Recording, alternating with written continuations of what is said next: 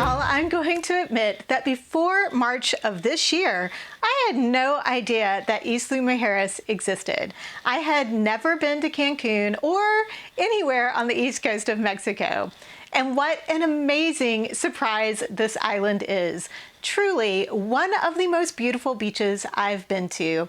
And obviously, many other people have discovered this beauty too. Like so many hidden gems, Isla Mujeres is not so hidden anymore.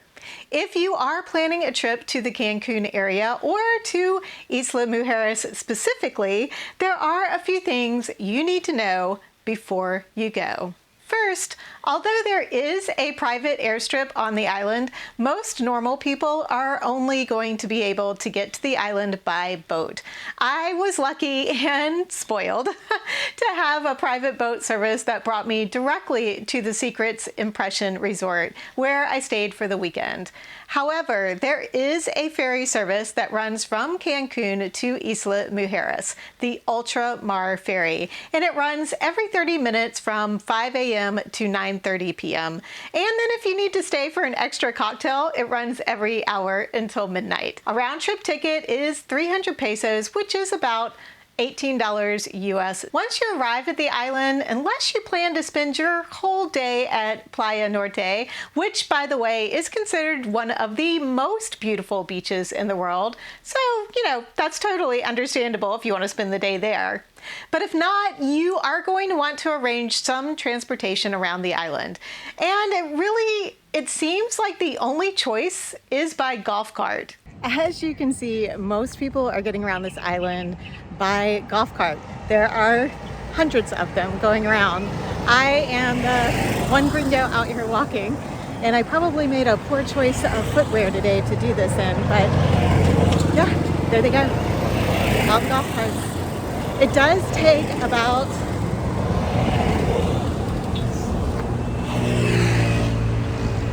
It does take about 20 to 30 minutes to get from one end of the island to the other. It's pretty skinny in between, but from the north side to the south side, it does take about 20 to 30 minutes or so by golf cart or taxi.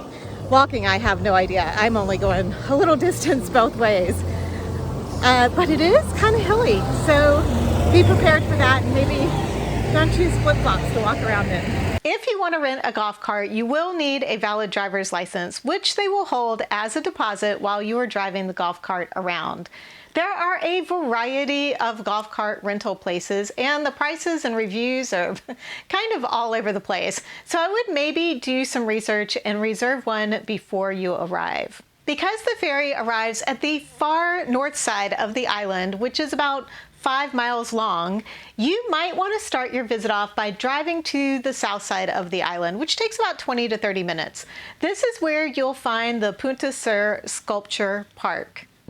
So one of the things that I had heard about Isla Mujeres before I got here was the history of how it became named the Island of Women. And it is because when the Spanish first arrived here, they found statues of women because the Mayans came over here, and this was a place to worship their gods for fertility and health and wellness. And therefore there were a bunch of women statues or forms of women that were here when the Spanish arrived. So they named the island Isla Mujeres. And I was super excited because I thought this park was going to have like the original statues that the Spanish found, but unfortunately it is the only historic part of the Mayan ruins that are still here is this rock sculpture, and everything else is more modern statues depicting the history of Isla Mujeres. So it is a beautiful spot down here on the southern beach, and it cost about $6 American to get into the park. And there's some gorgeous, like, kind of Instagrammy spots to take pictures and videos, but yeah, it's not quite as historical as I was hoping it would be. Just down the street from the sculpture park is the Garafawn Reef Park, which is kind of like a fancy water park built in the ocean. They have a zip line over the reef, kayaks, a pool beside the ocean, and a full buffet. Here is a huge water park that's actually just down the street from our hotel resort. And if I wasn't going snorkeling this afternoon, I would totally be taking advantage of doing that zip line out there. That looks fabulous. One interesting tidbit of Isla Mujeres history is that the island was a favorite stopping place for pirates in the early 1800s, and I love me some pirates. The shallow lagoon on the mainland side of the island was a great place for the sailors to sit out major storms, clean their boats, trade for salt, and maybe plunder some of the Spanish ships there. Some of the more famous pirates who spent time here were Henry Morgan, Jean Lafitte, and Hernan Mundaca. Mundaca, I think is his name. The pirate ships behind me are to indicate that Isla Mujeres was at one time a very famous Caribbean pirate hideaway for some very famous pirates. Somewhat of the people that Pirates of the Caribbean movies are all about. One thing I always like to seek out in new places is local food, and Isla Mujeres did not disappoint. Oh my god, so good.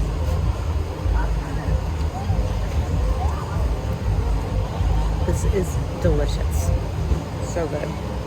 Let's try a little bit of this spicy sauce.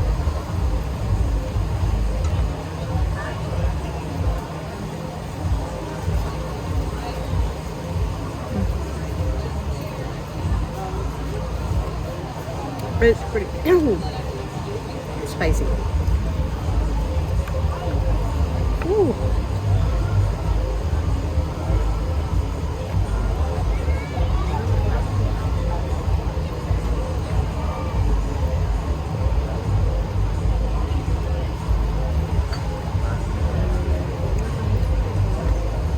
Mouth's a little bit on fire. So both my driver and the concierge insisted that I needed to try chicken chic, which is a Mayan recipe for fish.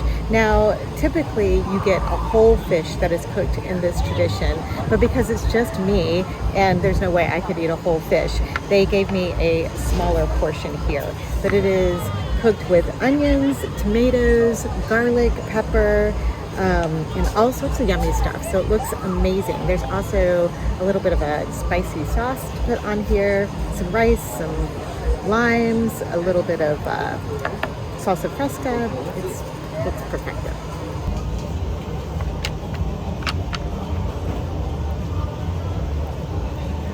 Okay. Whoa.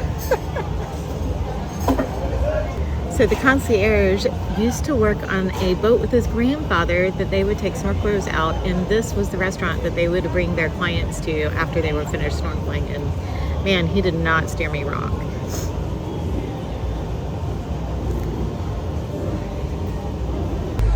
You guys, I just looked at the video and realized how red this face is, and it's not from sunburn. I do have sunscreen on. It's just because it's hot and my body is not used to the heat. So whew, it is, yeah, it's a little red. It's a little red. For you water lovers out there, Isla Mujeres is a snorkeler's paradise. There are plenty of places where you can swim out to the fairly shallow reefs from the beaches, but the best way to go snorkeling, especially if you don't want to get run over by the many boats and yachts that are hanging out off the beaches, is to book a snorkeling or diving tour. Again, do your research because you could have booze cruise snorkeling trips or some more serious guided trips. Really, it just depends what vibe you're going for.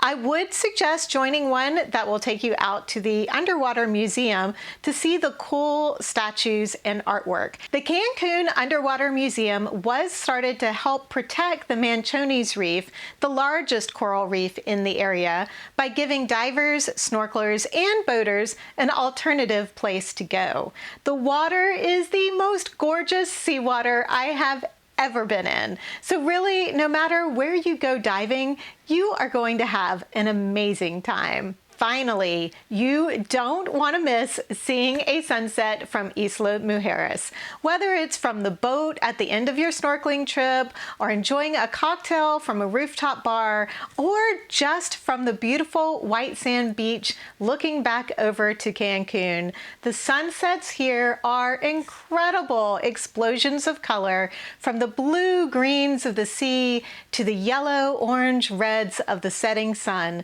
Something you don't want to miss. If you're curious to learn more about the amazing resort I stayed at, Secrets Impression, check out this video next.